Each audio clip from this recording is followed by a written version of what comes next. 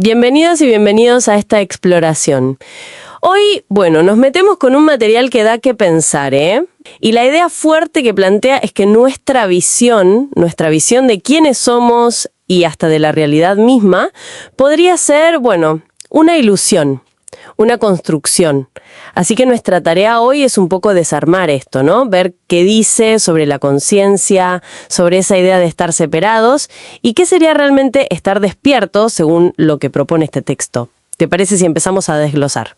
Dale, perfecto. Sí, vamos a ver cómo explica que se forma esta ilusión, ¿no? Y cómo se mantiene. Y también cuál es el camino que sugiere para, digamos, conectar con una realidad más profunda. Lo que me parece interesante es cómo intenta conectar ideas espirituales, que a veces suenan muy abstractas, ¿viste?, con la vida de todos los días. Totalmente.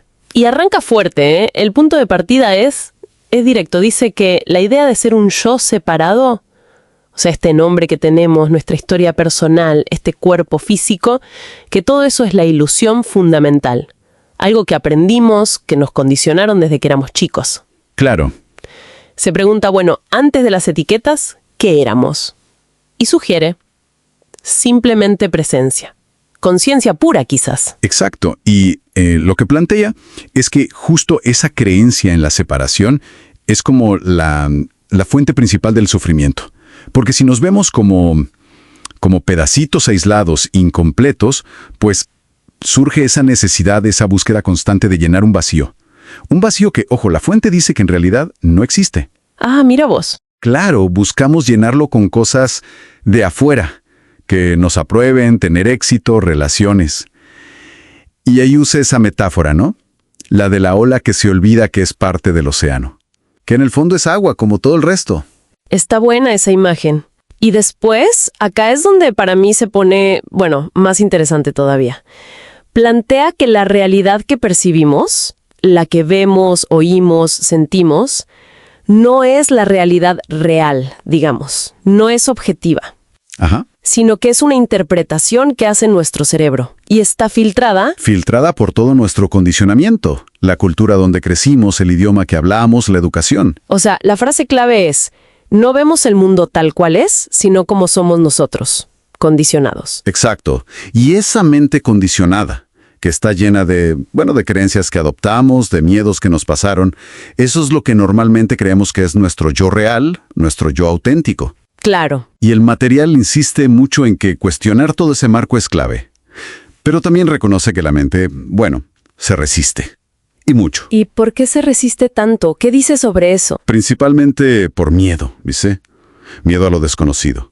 Miedo a perder esa identidad que tanto trabajo costó construir y defender. Entiendo. Y esa resistencia, entonces, ¿cómo se mantiene tan sólida, digamos, según esta visión? Parece que hay como dos motores principales que la alimentan. Por un lado, la repetición constante.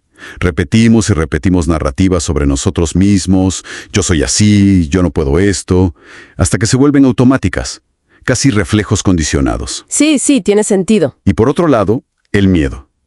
Y la sociedad además muchas veces refuerza esto, ¿no? Premia como la conformidad, el seguir esas narrativas aceptadas. Claro, el encajar. Exacto. Y el miedo más profundo que señala es el miedo a la aniquilación de esa identidad. A disolverse, a ser nada. Argumenta que ese temor, digamos, existencial es como la cadena principal. Lo que nos mantiene atrapados en buscar siempre algo más afuera y en seguir las reglas, por pánico a perdernos y soltamos esas definiciones que nos dan seguridad, aunque sean ilusorias. ¡Qué fuerte eso! Entonces, si el pensamiento condicionado, esta mente que analiza y juzga, es parte del problema, ¿dónde está la salida? ¿Qué propone? Es interesante, porque dice que la respuesta no está en pensar más o en pensar mejor, sino que el pensamiento mismo es parte de la ilusión.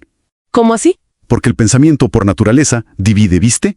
Clasifica, crea opuestos, bueno, malo, yo, tú, esto, aquello, y eso refuerza la sensación de separación. Ah, claro. Entonces, la salida que sugiere es observar la mente, ver los pensamientos, las emociones, pero sin identificarse con ellos, como si vieras pasar las nubes.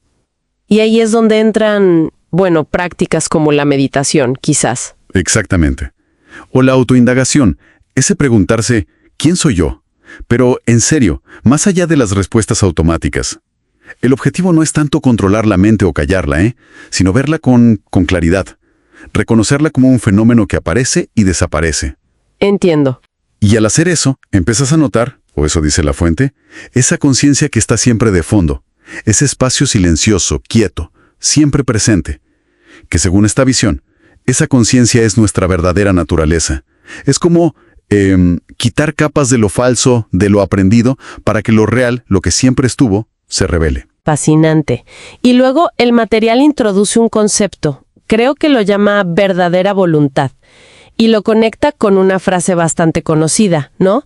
Haz lo que tú quieras, será toda la ley. Sí, esa frase de Aleister Crowley. Pero ojo, que aclara rápido. Esto no es una luz verde para el hedonismo o el egoísmo puro y duro. Nada que ver. Claro, me imagino que no va por ahí. No. La interpretación que le da es más bien como un llamado a alinearse con un propósito más profundo. Con el flujo natural de la existencia, digamos. Un propósito que va más allá de los caprichos del ego condicionado y de lo que la sociedad espera de uno. O sea, encontrar esa voluntad implica como limpiarse de lo falso. Exacto. Implica despojarse de esas capas de las que hablábamos. Las creencias impuestas, los miedos heredados, las expectativas ajenas. Y la idea es que cuando uno actúa desde esa verdadera voluntad, ya no es el individuo separado el que actúa. Es como si el universo, la existencia misma, se estuviera expresando a través de esa persona. ¡Wow! Y una persona así, que actúa desde ese lugar, concluye la fuente, es muy difícil de manipular o controlar desde afuera, porque no responde a los mismos miedos o deseos condicionados. Entendido. Entonces, esto de despertar no es como un interruptor que se prende un día y listo, ¿no? No, para nada. Se presenta más bien como un proceso continuo, una práctica de todos los días. Y no significa tampoco retirarse del mundo, ¿verdad? O aislarse. No, al contrario. Implica participar en el mundo, interactuar plenamente, pero desde un lugar distinto. ¿Cómo sería ese lugar distinto? Sería actuar desde la claridad, desde la presencia. Y sin ese apego ansioso a los resultados, ¿viste? Ese apego que nace del miedo y de sentir que nos falta algo. Cuando ves la ilusión, el miedo pierde mucho de su poder. Esa buscada constante de algo más para sentirte completo, como que se calma. Tiene lógica. El desafío, claro, y el texto lo reconoce, es cómo. Cómo encarnar esta comprensión en el día a día, viviendo en un mundo que, en su mayoría, opera bajo la lógica opuesta, la de la separación total. Claro, ¿cómo se hace? Bueno, sugiere ser un ejemplo, vivirlo, pero sin la pretensión de forzar a otros a despertar. Eso no se puede imponer. Entiendo. O sea que, resumiendo un poco todo esto, el mensaje clave parece ser que, bueno, saber todo esto intelectualmente no alcanza. Para nada. Ver la ilusión, entenderla, no cambia mucho si después seguimos actuando igual, ¿no? Siguiendo las mismas reglas, por costumbre o por miedo. Precisamente. Ese es el punto crucial. Y la reflexión final que deja flotando el material es muy práctica, muy de, a ver, ¿y ahora qué? Te dice, bueno, si aceptamos, aunque sea como hipótesis para probarla, que la separación es ilusoria, que en el fondo somos esa conciencia, esa existencia. Ajá. ¿Cómo se traduce eso en las decisiones de todos los días? En cómo me relaciono con los demás, en mi trabajo, en lo que elijo hacer o no hacer, aquí y ahora. Claro. ¿Qué implicaría de verdad vivir desde ahí, momento a momento? Especialmente cuando todo alrededor parece reforzar la idea contraria. Uf, sí, es una pregunta potente para quedarse pensando, ¿no? Totalmente. Te deja con esa tarea, digamos. Ver cómo llevar esa comprensión, si resuena, a la vida real. Ahí está el verdadero meollo del asunto.